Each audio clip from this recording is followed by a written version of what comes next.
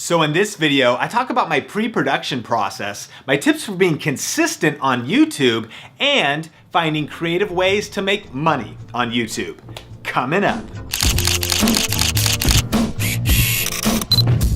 Hey, what's up guys? Sean here with Think Media TV, helping you go further, faster in media. And on this channel, we normally do video gear reviews, lighting reviews, and things like that. But this is our first Q&A episode. So it's a mix of a bunch of different things, some questions from you guys. So let's jump into it. Twitter question. Matt asks, what is your pre-production process like for YouTube videos? How far ahead might you schedule your videos? Thanks for the question, Matt. Well, a lot of times my videos start with research. So I already have like a theme and an idea, like on Think Media TV, it's about, tech stuff and video gear. But then I actually use the Google Keyword Planner to look at like what's popular. I use Google Trends, like for what's trending. I maybe read a lot, I read blogs. I start coming up with a list of video ideas. And I actually have like a list of enough video ideas for longer than this year. And then whichever one I'm ready for, because sometimes I'm like, I want to talk about 4K monitors, but I don't have 4K monitors yet.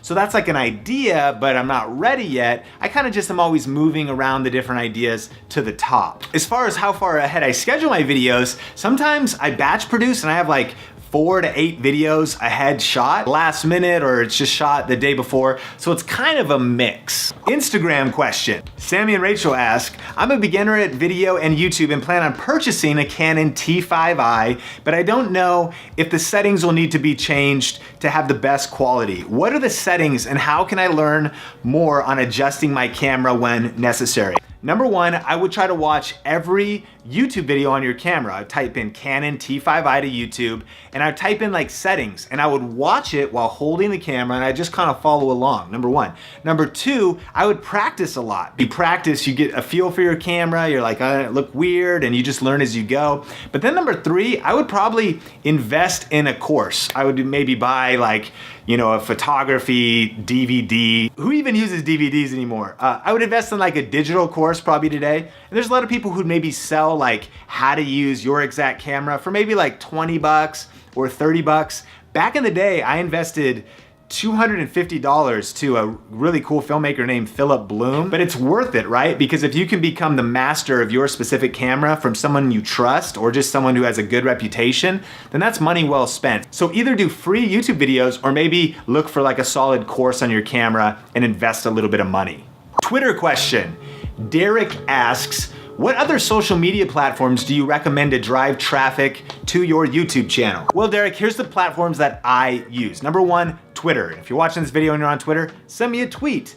And I like Twitter. I actually do reply to people and I act natively there, but I actually use a scheduling software called Hootsuite, which I really like because I can schedule tweets out ahead to share different videos and different things. And so I'm definitely there like in real time, but as far as like different things I want to promote, I schedule them with Twitter. I like Instagram, and I like to always take a photo when I'm shooting a video that kind of story tells in a creative way. And then I always say, hey, the new video is out, link in my bio, and then I put it in my Instagram bio. I like Snapchat. I could be like, hey guys, the new video is out.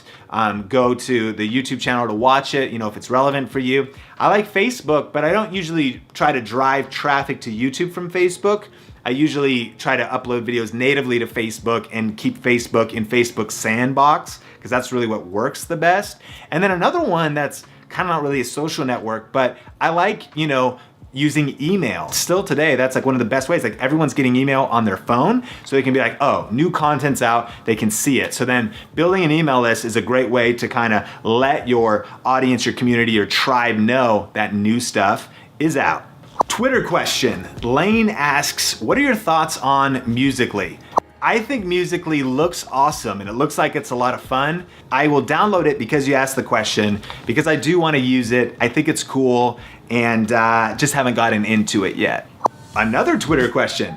Alderman Farms asks, how important is it to set an upload schedule for your videos? The truth is, I think everybody knows that like consistency is important. So if you can always show up at the same time and let like your YouTube channel and your audience and your tribe know when new content's coming out, that's like the best practice, and then people can expect it. I personally have like never been able to pull that off. We have some ideas of how consistent we want to be, but it's never really been on a schedule. The reality is, like, if you can just put out good content, that's always gonna win. And if you can be weekly, that's also really gonna win.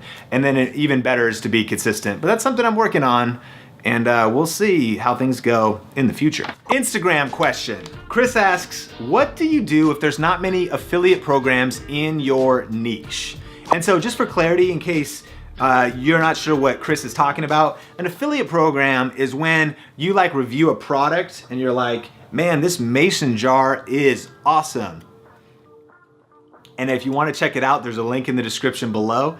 And then if you go check it out and you click the link and you buy that mason jar, then the video creator gets like a commission on that sale. So it's a cool way to support your channel. But a quick story, a few years ago, we had a faith-based project that we built up for years without like any idea of how to monetize it, that after we built it up for a while, opportunities started to come to us and we started to notice them. So eventually there was this kind of business that we got connected with that was perfectly serving our audience. That was a good fit with what we were doing. And now all of a sudden we were able to monetize. But that didn't exist when we first started, and it showed up a little bit later. So Chris's problem is, he's saying, what if there's not a lot of programs like relevant to your niche? So a couple ideas. Number one, views could always be a strategy. For instance, if you have a prank channel, views might be your strategy. You're trying to get 1 million views, 2 million views, and AdSense is gonna like make you a lot of, money off of millions of views. The second thing is then maybe you're creating a product. And so